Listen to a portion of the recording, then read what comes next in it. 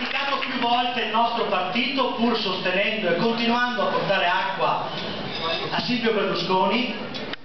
perché il nostro partito non ama le conte, ma ama invece calare magari dall'alto delle persone che riempiono i suoi posti di parlamentare e i posti di senatore. E poi magari ci ritroviamo le associazioni di categoria che ci vengono a dire che ogni volta che c'è bisogno di un parlamentare del PDL o non c'è o si dà alla macchia. Perché alla fine queste persone che sono nominate dall'alto ovviamente preferiscono stare a Roma e fare i loro interessi romani, mentre noi, amici, abbiamo intenzione di costruire degli amministratori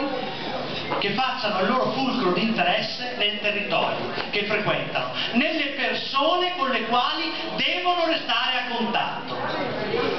nella volontà di continuare a scambiare le idee con la gente che ti vota e nel condividere le prese di posizione.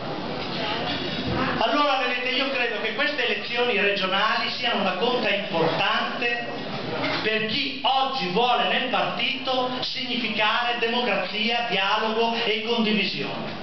per creare quel luogo democratico con il quale tutti assieme ci